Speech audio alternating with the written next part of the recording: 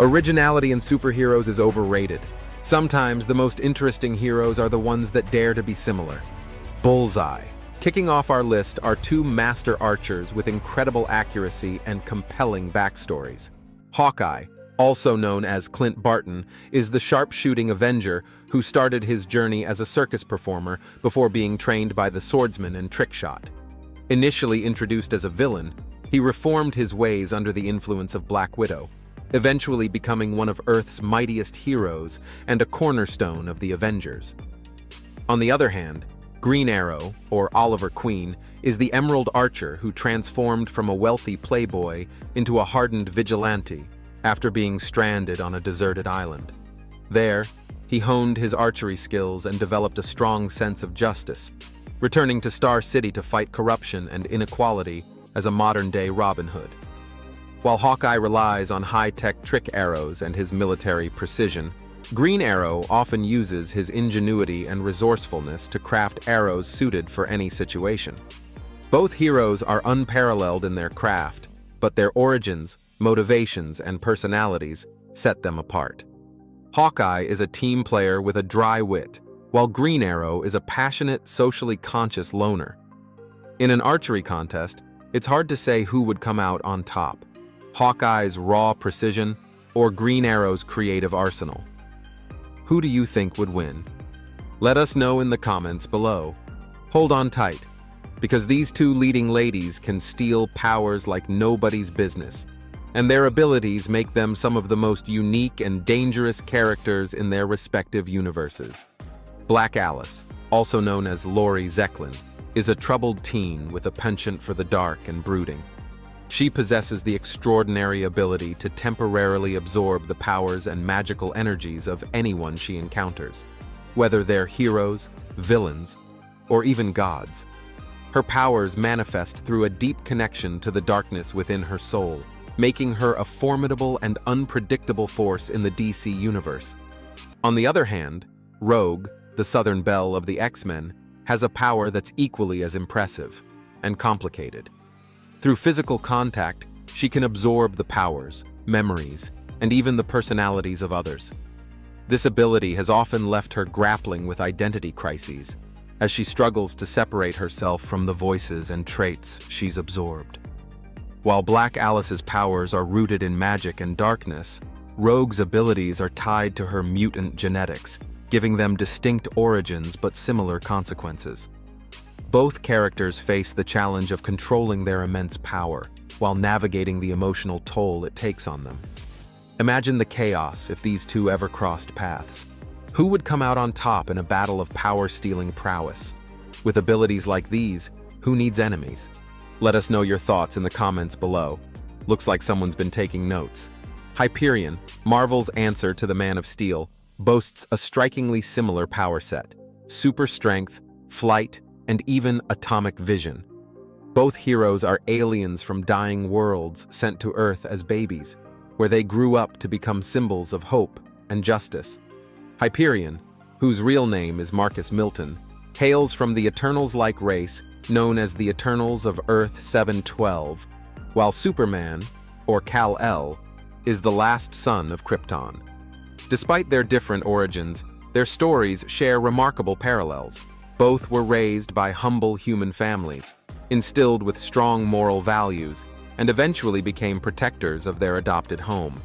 Hyperion often grapples with his role as a hero, sometimes questioning his place in the world, while Superman embodies unwavering optimism and a commitment to truth and justice. These similarities raise an intriguing question. Are these parallels a mere coincidence, or a testament to the enduring archetype of the ultimate superhero? Whether you see Hyperion as an homage or a reinterpretation, there's no denying the fascinating overlap between these two iconic characters. What do you think? Does Hyperion live up to the legacy of Superman, or does he carve out his own unique path? Let us know your thoughts in the comments below. Prepare for a cosmic clash of epic proportions. The Anti-Monitor, a being of pure antimatter, and Galactus, the devourer of worlds, are both forces of destruction on a universal scale. The Anti-Monitor, born from the antimatter universe, seeks to annihilate all positive matter, driven by a relentless desire to bring about the end of existence itself. His actions have sparked universe-shattering events like Crisis on Infinite Earths, making him one of the most formidable threats in the DC universe. On the other hand, Galactus, a cosmic entity from Marvel lore, is not inherently evil, but a necessary force of nature. He consumes planets to sustain his immense energy, a process that, while devastating, maintains the balance of the cosmos. Despite their differences in motivation, destruction versus survival, both beings wield unimaginable power and pose existential threats to entire universes. Their insatiable appetites, whether for annihilation or sustenance, remind us that even in the vastness of the cosmos, there are forces capable of consuming everything in their path. Imagine the chaos if these two titans ever crossed paths. Would the Anti-Monitor's antimatter powers overwhelm Galactus? Or would the Devourer of Worlds find a way to turn the tide? These cosmic entities challenge our understanding of power, morality, and the fragility of existence itself. What do you think would happen in a battle between these two? Let us know in the comments below. Beyond the masks they wear, these mercenaries are far from mere pretty faces. Deathstroke, the Terminator, is a master assassin, celebrated for his strategic brilliance, ruthless efficiency, and a suite of superhuman enhancements including augmented strength, speed, and a healing factor that renders him virtually unkillable. His counterpart, Deadpool, the Merc with a mouth, presents a starkly different, yet equally formidable, challenge. This wisecracking mercenary, notorious for his unpredictable nature and penchant for breaking the fourth wall, wields a similarly impressive healing factor. He couples this resilience with a chaotic combat style and a constant stream of irreverent humor, all while maintaining a unique awareness of his fictional existence. Both are exceptionally skilled with blades and ballistic weaponry, making them devastating opponents in close quarters and at range, true threats in any corner of the multiverse. The question, therefore, remains: in a clash between these titans, who would ultimately emerge victorious in a contest of not only weaponry but also of sheer wit? Place your bets in the comments. Feeling a little static? Then look no further than Black Lightning, the electrifying hero safeguarding the streets of DC Comics, and Electro, the shockingly villainous menace lurking within Spider-Man's rogues gallery. Both of these figures are living conduits of raw electrical power, capable of generating and manipulating formidable electrical currents at their whim. Whether channeling precise bolts or unleashing wide-area electromagnetic pulses, they can deliver devastating attacks that can incapacitate or overwhelm their foes. With the capacity to summon such awe-inspiring power, one has to wonder, in a world populated by beings like these, who even needs to worry about mundane concerns like paying the electric bill? Bearing the weight of harrowing pasts and driven by an unquenchable thirst for vengeance, these two figures operate in the shadowed fringes of heroism. Red Hood, once known as Jason Todd, tragically met a horrific end at the hands of the Joker, only to be resurrected and return with a far more ruthless and uncompromising approach to crime fighting. Similarly burdened by a shadowed history, the Winter Soldier, once the steadfast Bucky Barnes and closest companion of Captain America, was forcibly transformed and weaponized into a deadly assassin through insidious brainwashing techniques. Both now navigate the treacherous landscape of moral ambiguity, perpetually haunted by the specters of their past traumas, yet channeling their exceptional combat prowess to fight for what they believe is right, even if that path leads them to consistently venture into morally gray areas and cross previously held ethical lines. The Justice League as a team debuted in 1960. The Avengers first assembled in 1963. Both are teams consisting of superhero powerhouses. On the surface they seem evenly matched, but when you really examine the two teams, the JLA has a few advantages that could potentially edge them out on top. So let's take a look at the top 10 reasons why the Justice League is better than the Avengers. Theoretically, of course. If you want the flip side to this video, just give me a shout. I know you will.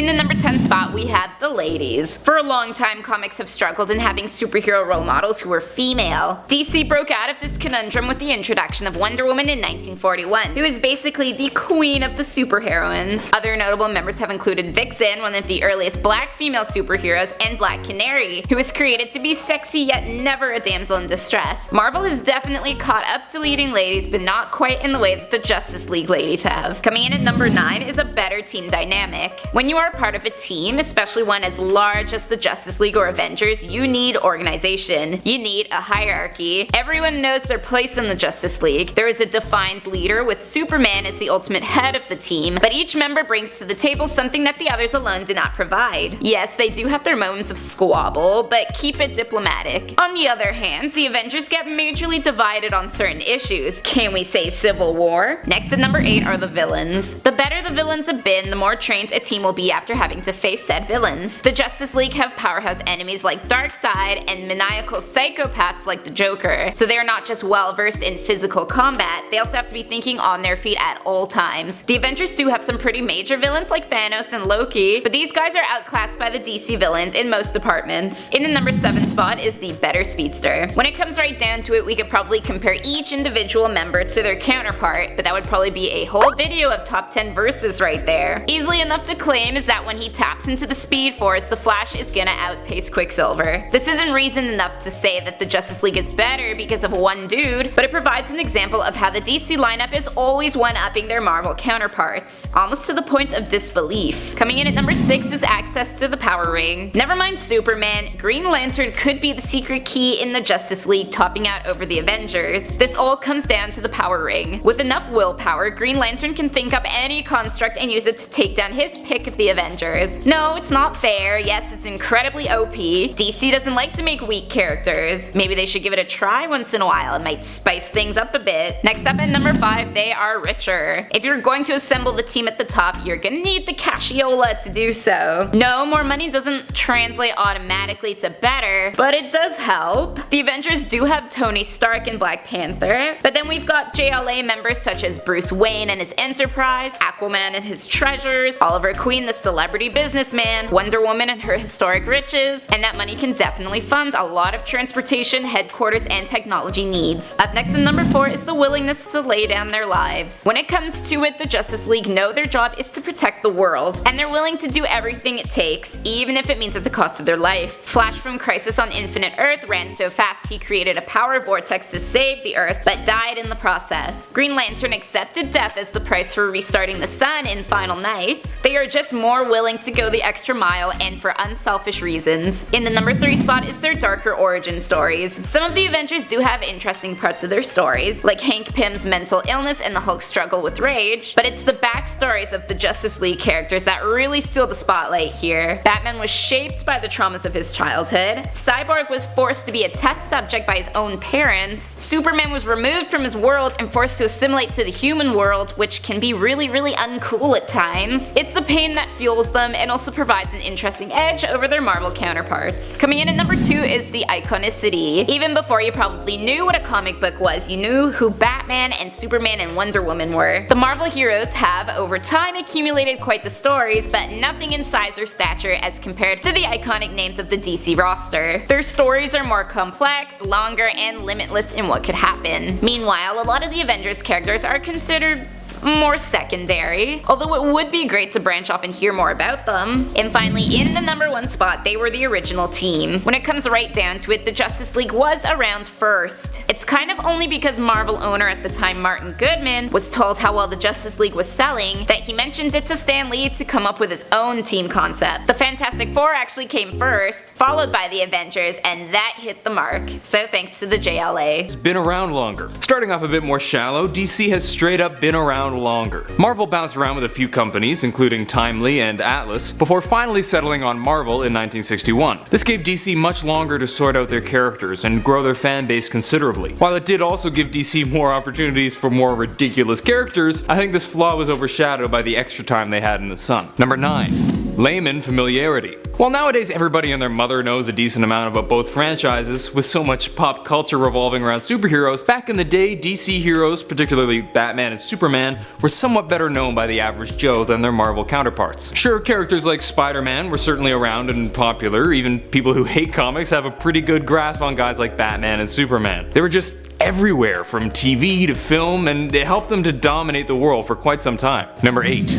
The Marvel films are doing quite a bit better. DC's recent Wonder Woman film absolutely killed it, and hopefully it has set the stage for a bunch more awesome DC movies. But in general, the recent live-action films from Marvel have far outshone those from DC. Of course, the Christopher Nolan Batman trilogy was awesome, but since then we've been seeing some rather lackluster titles. On the other hand, Marvel's been doing a pretty great job, not only in their individual titles, but their Avengers movies as well. Hopefully Justice League will help to catch DC up in this respect. Number 7. To go along with the last point, the tone of the films is significantly different as well, which may help to explain the reception of the films. While both franchises understandably focus on the action, since, superheroes do an awful lot of fighting, the other elements in the films differ in rather consistent ways. More or less from day one, Marvel films had a significant comedic element. This is largely because Marvel comics themselves are somewhat more comedic than DC, but it seems Marvel has come to embrace this aspect more than DC, with their movies often being significantly darker in tone. Now, there are exceptions like Suicide Squad, but much of the comedy there was actually added after the fact when they learned that fans reacted best to the comedic scenes in the trailers. Number 6.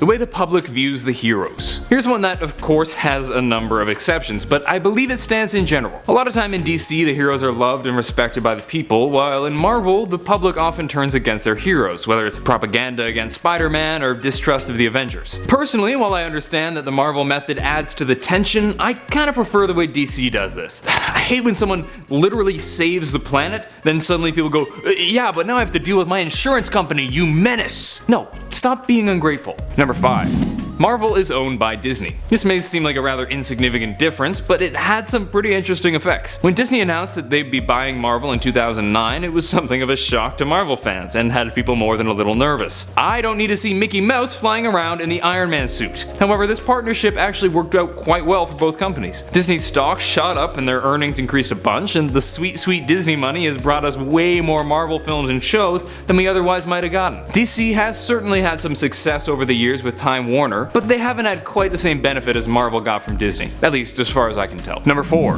Marvel Comics is currently taking a lot of flack from the right. If you've been keeping up on your comic news, especially on YouTube, you may have noticed this new phenomenon of people complaining about SJW Marvel. Much of this criticism is based on the idea that Marvel is supposedly trying to push some sort of left-wing agenda by shoehorning diversity into the comics. DC, on the other hand, hasn't seen much of this backlash, for better or for worse. Personally, I disagree with this idea. While it does seem shocking to some to see more diversity, and I can't speak for Marvel's intentions, it doesn't seem to me like they're forcing anything onto us. They're just giving a wider range of characters. I can't get into it now, it's a better topic for my personal channel, but I will say, while you're absolutely welcome to your opinion, and there are some real criticisms to be made, the way in which I see this expressed is often disturbingly aggressive and goes way too far in the opposite direction. So keep it polite. Number 3. Sidekicks. One significant difference between Marvel and DC is their use of sidekicks. With Marvel, sidekicks are almost not a thing at all, due largely to Stan Lee's hate for the concept of sidekicks, with Bucky being one of the few exceptions, and he was killed off. DC, on the other hand, loves their sidekicks, with many of their most popular heroes taking on proteges, including Flash, Green Arrow, and,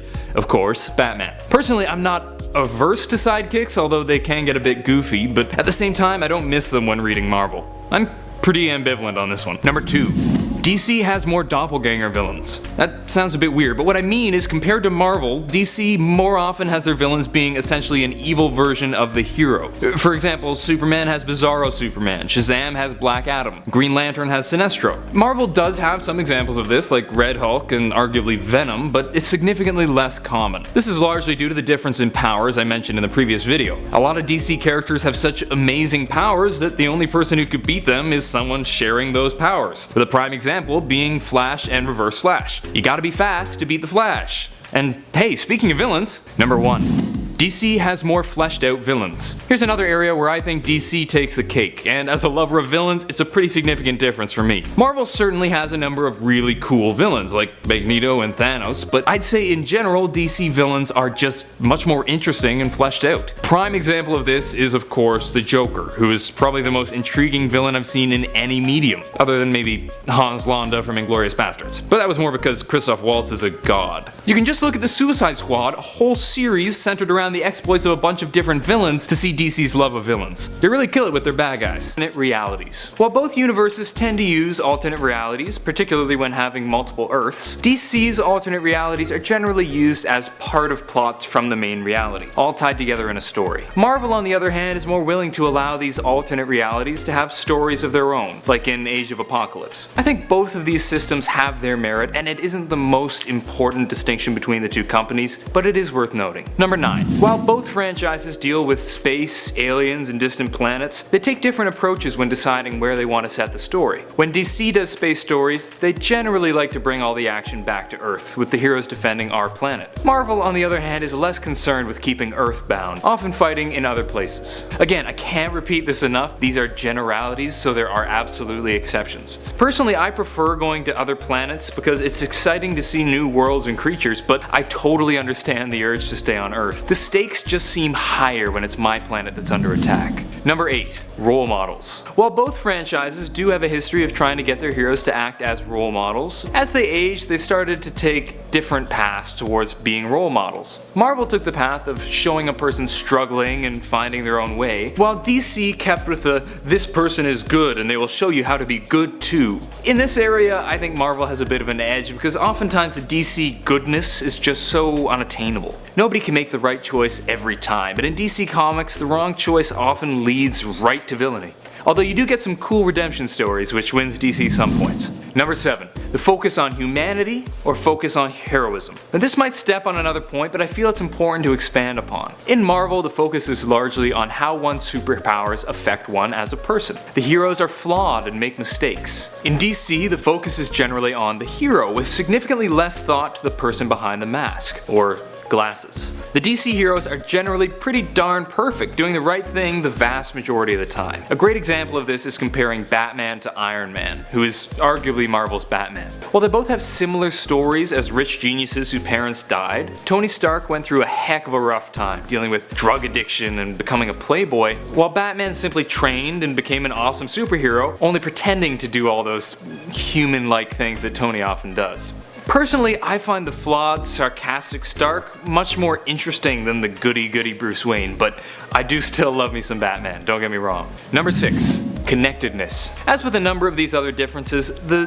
difference between Marvel and DC in terms of connectedness has lessened somewhat over the years. While Marvel was historically known for deep, interconnected characters and plots, recently DC has been stepping up in this respect. But I do feel it's important to give props to Marvel for starting the trend, which continues to this day in their films. Number 5. Power levels. While there are some exceptions, DC heroes are generally more powerful than Marvel. While in Marvel the heroes generally have one main power, often coming with a drawback, DC heroes are often incredibly powerful in a variety of ways and tend to have rather few weaknesses. A prime example of this is of course Superman, who can do pretty much anything and better than most heroes. But even leaving him out, I feel like the Justice League would just smash the Avengers. DC heroes are often straight up more heroic and powerful, which can be really cool if you're just looking to sit back and enjoy some action. Number 4. Location, location, location. Now while both franchises generally take place on some version of Earth, they take different approaches as to where they take place on Earth. Specifically, Marvel tends to have the stories take place in real places that we know, like New York and Washington, while DC tends to use fictional places like Metropolis and Gotham. This is kinda just a personal preference thing, it doesn't really affect my enjoyment of the franchises one way or another. One perk of the DC approach is that you can create your own histories for the locations, but honestly Marvel kinda just makes up histories of the cities we know anyway, so they're pretty free to create either way. Number 3. Flawed yet strong or powerful yet unrelatable? This is a question that both Marvel and DC faced when creating their comics, and the two generally took different approaches. For Marvel, the characters tend to be humans first, taking on the heroic mantle when the situation calls for it. These are flawed beings who live human lives and make mistakes outside of being a hero. DC, on the other hand, tends to focus more on the superhero aspect of the characters, where there are a lot of heroes who pretty much just hang out in costumes and fight crime all the time. Personally, this is one thing that gives Marvel an edge for me, because as fun as superhero comics are, and as much as I love seeing a cool fight, it's always nice to be able to relate to the characters, and seeing them struggle as a person is really interesting. Number 2. A significant reason that the DC characters have less of a human element is that DC in general has more legendary and mythological feel to it. I find that DC characters, both good and bad, often feel more epic than Marvel. Even some of the DC characters that are considered weaker have pretty insane powers with rather few weaknesses, while the strongest of Marvel's heroes still have significant weaknesses. Number 1. The way power manifests itself and is seen by others. I already talked about how DC heroes are generally more powerful, but there's a significant difference in the way the abilities interact with the heroes when comparing the two companies. In DC, the powers are often solely beneficial. Flash is super fast, Green Lantern can fly and create all that stuff. Superman is just ridiculously overpowered. On the Marvel side, however, these powers often come with drawbacks, as I've said. These drawbacks can come in the form of physical mutations, like in the case of the Hulk or the Thing, where their appearance gets all messed up because of their powers. They can come in the form of alienation from others, like the X-Men, plus a lot of them have the physical thing too. As sometimes the power comes about because of bad things, like how Daredevil gained his super senses from the same accident that took his sight. This difference in the expression of the powers can be explained in a number of ways. For instance, Marvel's focus on the human aspect of the heroes means that they have more incentive for the heroes to face personal struggles. Bottom line, if you're looking to get into superheroism, you'd be better off heading over to DC. Coming in at number 10, we've got an honorable mention with DC Comics' The Tarantula.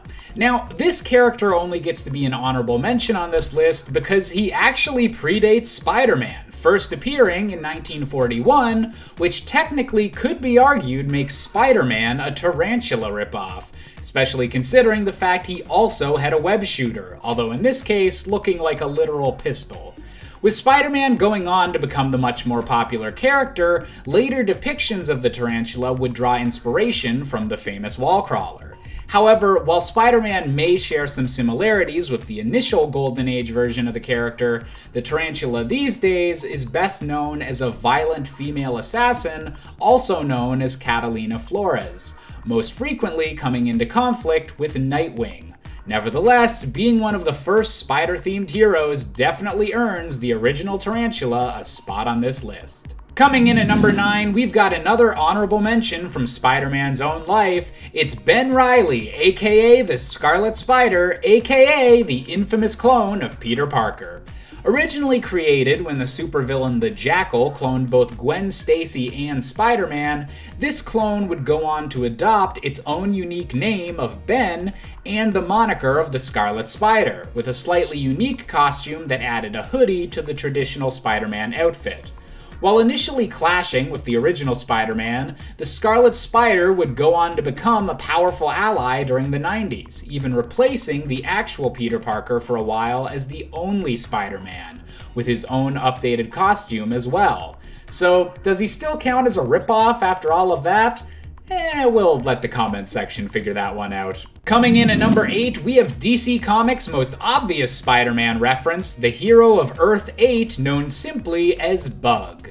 Hailing from a universe that's deliberately designed to be filled with references to the rival Marvel universe, Bug is apparently such a famous hero that he has his own movie series with the tagline, "The Hero You Hate to Love." Complete with a Gwen Stacy-esque girlfriend named Kirsten and a pumpkin-themed villain named Halloween, Bug couldn't be a more obvious Spider-Man reference if he tried. Coming in at number 7, no list of weird rip-off characters would be complete without some representation from the Sonic the Hedgehog universe, with Stealth the Hedgehog. That's right, the Archie Comics Sonic series has a multiverse and continuity almost as complex as some of the big superhero publishers. And in one of the alternate Sonic realities of this Archie Comics multiverse, Sonic for some reason had to wear a superhero costume while saving all of his animal friends. With the suit obviously being inspired by Spider-Man's own costume and Sonic already having the habit of running up walls, it isn't hard to see that Stealth the Hedgehog is just a little bit Spidey inspired. Still not sure why a hedgehog needs a secret identity though. Coming in at number 6, we have Derek James, aka the DC superhero Sideways. Now, I could list all of the similarities that Spider-Man and Sideways have as solo teenage superheroes, but honestly, just look at this guy's mask. There's no way he's not directly inspired by Spidey. Luckily, however, Sideways does have enough of a unique power set to stand out, despite his very similar costume.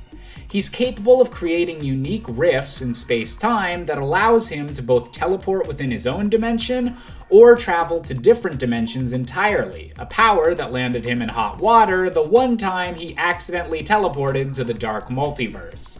Nevertheless, Sideways is an up-and-coming hero in training, still learning how to properly use his abilities, but maybe someday he can continue and become an icon like Spider-Man. Coming in at number 5, we've got another cartoon reference with Danny Phantom. Replace the word spider with ghost, and you can basically copy and paste most of Spider-Man's defining features into the character of Danny Phantom. As a young teenage boy named Danny Fenton that was accidentally granted ghost-themed superpowers, he has to fight as a disguised superhero against an army of evil ghosts, all while preventing his family from finding out that he's spending his spare time as a superhero. Luckily, Danny Phantom was a pretty well-written show and managed to set itself apart with its unique ghost-themed villains, and letting Danny Phantom stand out as one of Nickelodeon's best superheroes. Coming in at number 4, we have the DC villain Black Spider. At first glance, Black Spider might seem like a bit of a stretch compared to others on this list. Sure, his costume is a bit similar, but in the comics, Black Spider's backstory is completely different, usually revolving around him being a heavily armed assassin and merely being as deadly as a spider. However, in the Young Justice animated series, Black Spider was taken in a new direction to be more obviously a villainous interpretation of Spider-Man, complete with web-related weaponry, and even being voiced by Josh Keaton, the voice of Peter Parker from the fan-favorite Spectacular Spider-Man TV show. Pretty on the nose for DC to make a former Spider-Man a bad guy, don't you think? Coming in at number 3, we have Jamie Reyes, aka the Blue Beetle. While his adventures with Young Justice in the comics have led to the Blue Beetle being much more of a standalone hero than some of the other entries on this list, you have to admit there's a decent amount of obviously inspired crossover between the two characters. Both are primarily known for being younger heroes, both are known for being sarcastic and relatable, both have obvious bug themes, and both have had extended adventures with an alien suit covering their body, even if Jamie's situation is a bit more permanent. All of this is to say that the Blue Beetle shows how a hero inspired by Spider-Man can grow into their own unique individual. Coming in at number 2, we have Mark Grayson, aka Invincible. The son of Omni-Man, the most powerful superhero in the Image Comics universe, and a clear stand-in for Superman, Mark was raised for much of his life fully aware that he was half human and half Viltrumite, but believing his father to be an icon of justice and peace for the world. Unfortunately for Mark, the Viltrumite Empire is actually dead set on conquering the universe, with Omni-Man actually supposed to be preparing the Earth for invasion by Viltrumite forces. Horrified at everything his father stands for, Mark wound up embracing his role as Invincible even more, using his Viltrumite strength to become one of the strongest heroes in his universe and becoming essentially an even more powerful version of Spider-Man. A teenager just trying to find a balance of living his life and protecting the people he cares about against villains that are incredibly personally connected to him. And if that doesn't sound like Spider-Man, I don't know what does. And finally, coming in at our top spot, we have Terry McGinnis, aka Batman Beyond. Now, Terry might be one of my favorite characters to ever wear the mantle of Batman, but he definitely owes a lot of inspiration to Marvel's very own Wallcrawler.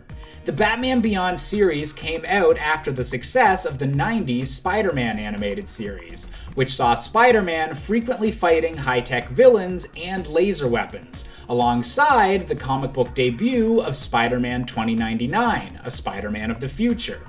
These futuristic settings, alongside turning Batman into a sarcastic teenage wisecracker, would become iconic in the Batman Beyond series and show how the 90s just might have been one of the greatest eras for both Batman and Spider-Man. This one is a little more loosely connected in terms of story, but the look and connection of Pitt's creator to Hulk is what causes comic fans to draw parallels. Pitt was originally created by Dale Keown for Image Comics. He first appeared in his own self-titled series Pitt in the 90s, and wow, he definitely has a 90s look. Check out that sweet studded leather vest with plaid-inspired lining and all of those chains. You can never wear too many chains in the 90s. Dale Keown, Pitt's creator, was well known for his work as a penciler on the Incredible Hulk series during Peter David's run, and it's usually this connection and Pitt's ginormous, muscle-bound appearance that make people think of the Hulk when they see him. Pitt himself was a human-alien hybrid creature from outer space who was created in a lab aboard a spaceship. It's like a cosmic Hulk.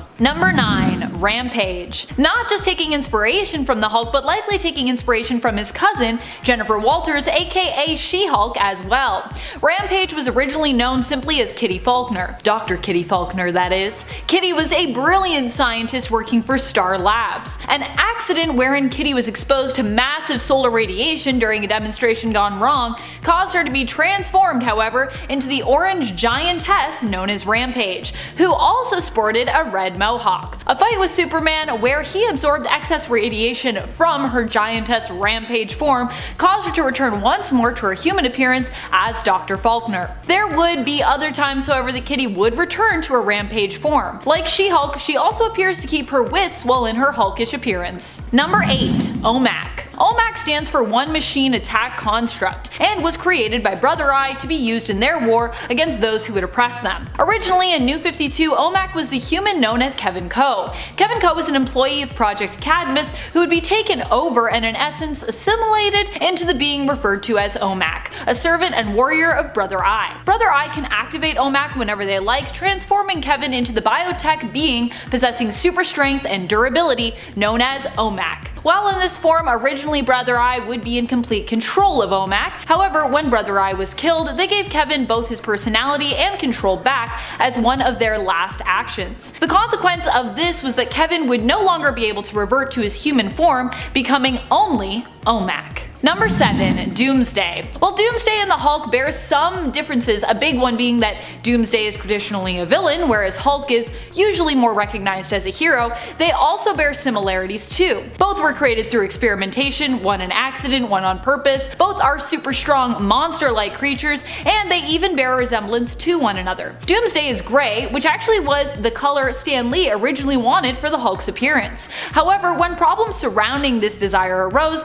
they turned the Hulk green instead. When Doomsday first fully appeared in Superman the Man of Steel issue 18, he was seen wearing a containment suit. And while Doomsday might be gray, his containment suit was very green, which all added to his Hulk-like appearance, in my opinion. Of course, the suit was likely added to create intrigue as to who or what was lurking within it. But still, it's interesting that DC decided to pick the color green as opposed to any other color. There's a lot of other colors out there, folks. Number 6. Doomed. If you thought Doomsday was a Hulk ripoff and you're feeling me there, you are going to love this one. Doomed was created when Metropolis University student Reiser was infected with the Doomsday virus, similar to other versions of the virus we've seen pop up in the comics, but not quite as deadly as the one from the Dark Multiverse. Instead of killing Reiser, it transformed him into a monster-like creature known as Doomed. He had similar powers to Doomsday, but has never really been considered a villain, more of a hero. Immediately after his transformation, Doom was forced to flee the authorities who saw him as a monster due to the accidents that he caused, despite the fact that Doom attempted to actually save those that he had endangered, and he didn't intend to create any of that chaos. Reiser would transition between his Doomsday form and human form and would end up being affiliated with the Teen Titans for a time. Number 5. Loose Cannon. This Hulk ripoff even has his strength levels similarly tied to his emotions. The anger angrier he gets, the bigger and stronger he gets. Loose Cannon was created by Jeff Loeb and Lee Moder, and is basically a big blue version of Hulk who was originally the human Eddie Walker. Walker regained the use of his legs, which had been disabled in a car accident when his metahuman gene was activated, turning him into the hero known as Loose Cannon, who was later redesigned during New 52 to be a Teen Titans villain instead. Eddie's skin has also been known to change color with his mood as well, and while he does appear to be similar to the Hulk in terms of powers, transformation, and abilities, he also bears a striking resemblance to Hank McCoy, the bouncing blue beast of Marvel's X-Men, especially his New Earth design. Number 4. Damage. Ever wondered what would happen if Captain America's exposure to the super soldier serum actually turned him into a monster? Well, wonder no more. DC has the answer to your question with one of their very own Hulk ripoffs. Damage is Ethan Avery, a youngster who grew up admiring superheroes and wanting to be just like them. At one point during his time serving in the military, he was offered an opportunity to become just that, and of course, jumped at it. He volunteered for the Damage program, a program that used experimental procedures in an attempt to create superheroes. Ethan passed all the necessary tests after applying and was given the Damage serum, which transformed him for 1 hour each day into a super strong, monster-like creature who bears a striking resemblance to the Hulk, down to his tattered pants. While in this form, Ethan would have very little control and basically adopt another rage-fueled berserker persona, also similar to the Hulk. Number 3. Behemoth. Behemoth comes to us from DC's Earth 8. He was basically designed to be a mock version of the Hulk. He's pretty much parody Hulk, where instead of Hulk being a big, ripped, muscly giant, he's a big, blue, oversized man baby. Literally. He even wears a diaper. Behemoth was created by Grant Morrison, who tweaked the world of Earth 8 to make it basically be DC's alternate universe version of Marvel 616. On Earth 8, Behemoth is part of a team known as the Retaliators. I wonder what famous Marvel team that name could be referring to. The Retaliators. Number 2. Monster. Monster was introduced during Superman/Batman. He was basically a big green powerful monster who was possessed by Kryptonite Man and created by Joker and Mr. Mxyzptlk, who had seemingly teamed up to take down both of their sworn enemies, Batman and Superman. Seemingly. Monster wasn't the only one they created, however. No. He was part of a team known as the Maximums, a parallel to Marvel's Ultimate Supers originating from Earth 1610. All you have to do is look at Monster though to really see how much of a ripoff of the original Hulk he really is. Number 1. Smash. Smash was basically Rob Liefeld's attempt at salvaging work he'd already completed but was unable to use. Liefeld had been working with Marvel previously on Captain America stuff, but when Liefeld kept apparently missing deadlines and sales ended up being not where Marvel had hoped, they let him go. The book was moved over to Wildstorm, and Liefeld's direction for the plot was pretty much fully abandoned, but he still found a way to make use of the work that he had already done, creating a new character for the comic Fighting American with Awesome Comics, which was started by Liefeld. Smash, which looked a lot like another very familiar Marvel powerhouse, but purple instead of green, and wearing a chain around his neck. That's about it. The hero Popclaw from the television adaptation of The Boys. One of Wolverine's most iconic features is his signature triple claws, originally made of bone, but eventually covered in the metal adamantium along with the rest of his skeleton, able to pop out at a moment's notice with a snikt sound effect. On The Boys, a satire examining twisted versions of both Marvel and DC heroes, Popclaw is an obvious reference to Wolverine's most well-known ability, capable of growing bone blades from her wrists and capable of going full berserker mode with them. On top of this, Popclaw has all the super strength and enhancements that heroes using Compound V possess, meaning just like her inspiration, she's tougher than she looks. Coming in at number 9, we have Reno Bryce, aka the superhero Warblade. Originating in the Image Comics series known as Wildcats, this superhero team was very obviously inspired by the popularity of the X-Men of the time, especially considering its now independent creators had a lot of history with the X-Men franchise. And given Wolverine's level of fame, it was a given that one of the members of this new superhero team would be similar, and that hero was Warblade. Armed with liquid metal armor that he frequently used to create Wolverine-like claws as the result of having his body tampered with by the Cyber Data Company, Warblade was every 90s superhero turned up to 11, creating a violent and green-haired metallic killer that even Wolverine might ask to tone it down a notch. Coming in at number 8, we have Clayton Cortez, aka Weapon H. When Clayton Cortez was just a regular Marine, he fought back against corrupt orders from the Roxxon Corporation, and thus was captured and sold to the same Weapon X program that had grafted adamantium onto Wolverine's skeleton. Attempting to improve upon that original experiment to create the ultimate mutant killer, Weapon H was intended to have all the benefits of Wolverine with the pure strength of a gamma-powered creature, a radioactive ripoff of Weapon X. Eventually escaping from his confinement and still possessing enough of his memory to avoid becoming a monster, Weapon H continued to use his gamma and adamantium-infused strength to fight back against the Roxxon Corporation and their creations, becoming yet another anti-hero in the Marvel Universe with a penchant for stabbing people with their claws. Coming in at number 7, we've got a bit of a detour to the land of video games with Slash Man from the Super Nintendo classic Mega Man 7. As I've already mentioned, Wolverine and the X-Men were huge in the 90s, and their popularity can be seen in references even in Japanese video games of the era. One of the biggest examples is Slash Man from Mega Man 7, one of the primary boss characters that wields a familiar-looking triple claw alongside some rather obvious robot sideburns. Furthermore, his level in the game takes place in a jungle, highlighting a connection to beasts, and with dinosaur enemies that could even be a reference to Marvel's Savage Land. Slash Man is an intense boss fight that definitely feels like you're fighting with an angry X-Men. Coming in at number 6, we've got the villain Deadlock from the Youngblood comic series. If you take one look at this guy, you can obviously see exactly who inspired him. He's practically just a Canadian flag-colored version of Wolverine's most iconic costume. While Deadlock does have some features that allow him to stand apart, such as his beast-like fighting style being due to the fact he's part vampire rather than a mutant, at the end of the day, he's a pretty blatant example of a slightly edgier Wolverine, but without even a completely new design to go along with it. Just a bit of a palette swap. So honestly, if these two wound up meeting in a fight, I'd probably have to put my money on Wolverine. Coming in at number 5, we have Rosabelle Mendez, aka Pantha.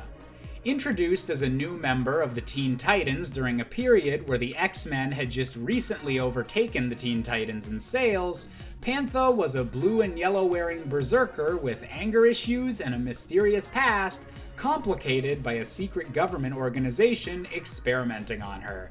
Sound familiar at all? And while Pantha was a powerful addition to the team for the 90s and early 2000s, she's one of the few comic book heroes that died during a major event and then never got resurrected, meaning maybe DC realized her backstory was just a little too similar to everyone's favorite Canadian berserker. Coming in at number 4, we have Killraiser from the Image comic series Cyberforce. Many of these 90s ripoffs of Wolverine were all focused around the idea of being even more extreme and edgier than the already extreme and edgy Marvel comics of the 90s, and few characters show this exaggeration more clearly than Killraiser. Whereas Wolverine is iconic for being able to grow 3 blades from his hands, Killraiser can literally grow blades from anywhere, his entire body covered with scars from the frequent surprise attacks he's utilized over the years. As a mute character, Killraiser was never really developed much beyond his debut appearance, but still goes to show just how over the top these 90s characters could get. And speaking of extreme characters, coming in at number 3, we have Lobo from DC Comics. Originally introduced as a villain in the Omega Men during the 80s, Lobo wouldn't achieve notoriety until the 90s when his character design began to be used as a parody of the rise in extreme characters at the time, with Wolverine specifically mentioned as a primary influence. Lobo wound up being embraced by fans both as a parody and as a genuine dark and gritty anti-hero. And while he's definitely been fleshed out in the decades since to be completely standalone, his love of cigars will always keep him with at least some ties to the original Wolverine. Coming in at number 2, we've got another character from Cyberforce with the infamous Ripclaw. With the Cyberforce team originally having been planned to be written as a spin-off of the X-Men and X-Force books of the 90s, it makes sense that some members of this independent super team would be similar to some of the X-Men, but Ripclaw's comparisons to Wolverine really take the cake. With indestructible claws, frequent uses of berserker rage, and a mysterious backstory, Ripclaw for the most part is just a not copyright infringing clone of Wolverine. However, Ripclaw has since gone on to be an example of a prominent early Native American superhero, with stories focusing more on his unique heritage and ensuring that Ripclaw can be known for something more than just a Wolverine ripoff. And finally, coming in at our top spot, we have Daken, the son of Wolverine. Named after the Japanese term for Daken is the tragic child that Wolverine never knew about, his mother being murdered before Wolverine even knew he had a son. Cut from his mother's body by the Winter Soldier, Daken was raised to hate his father and in their very first encounter, slashed open his stomach and left him to bleed to death.